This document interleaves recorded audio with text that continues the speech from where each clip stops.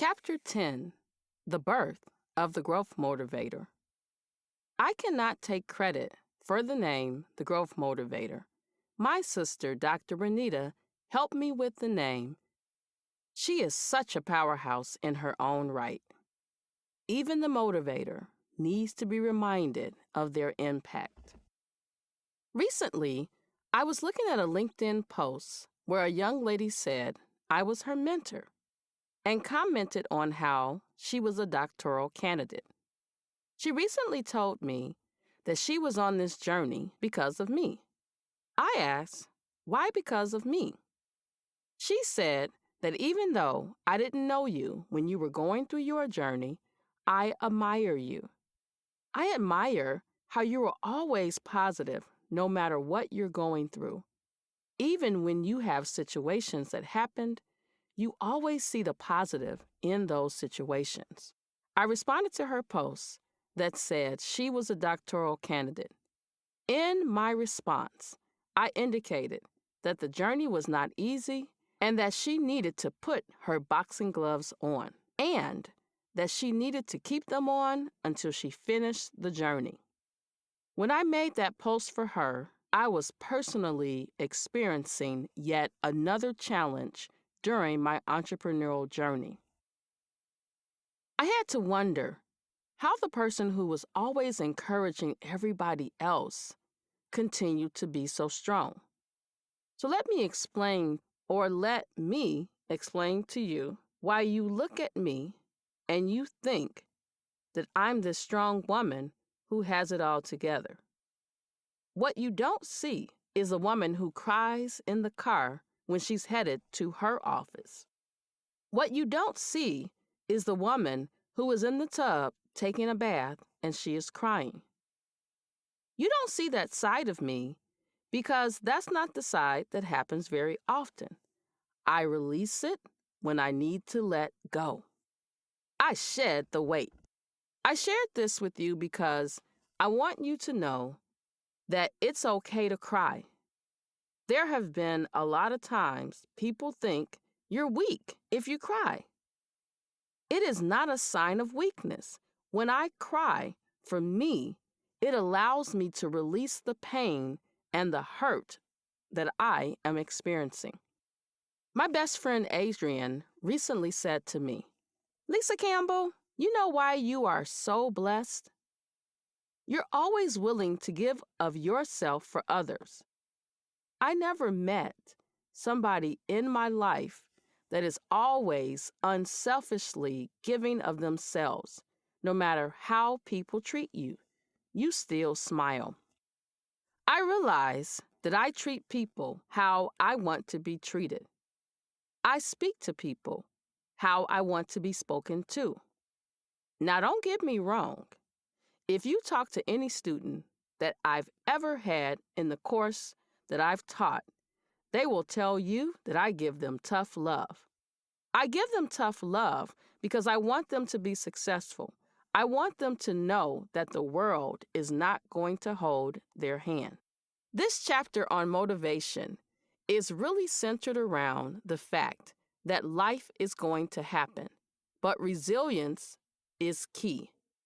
As a person that has experienced many setbacks, I am telling you that you must keep fighting. I am capturing my motivational moment for you.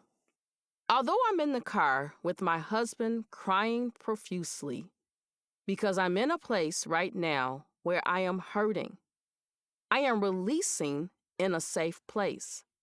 I'm hurting because every step I take, I feel like I get knocked down. But you know what? I'm a fighter.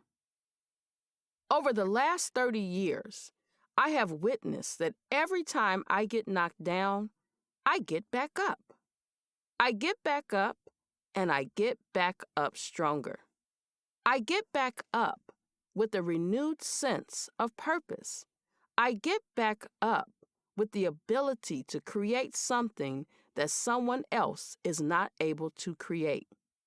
A lot of people, and I think this is attributed to what the mainstream media would have us to believe, is that we must be the people that we see on television. But it's clear to me that there is only one Oprah, Michael Jordan, Bill Gates, Tyler Perry, Elon Musk, Jeff Bezos, Warren Buffett, or Steve Jobs. But just like it's one of them, it's only one of you. And you must take the time to find your zone of genius. Let's take my home, for example. Everyone always comments on how nicely decorated it is.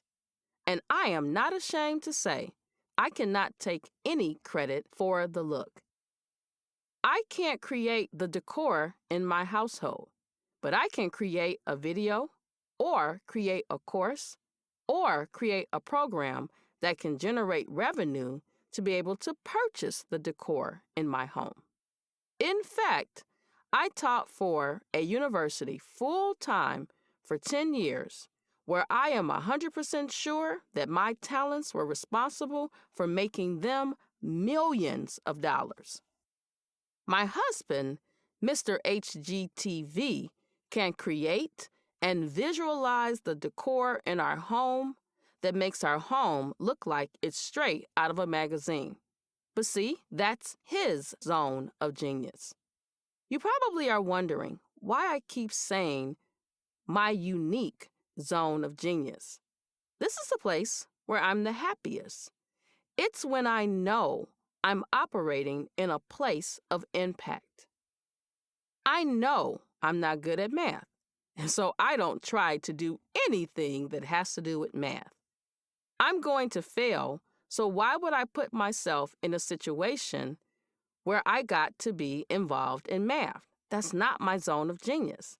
It's not where I'm going to provide an excellent product.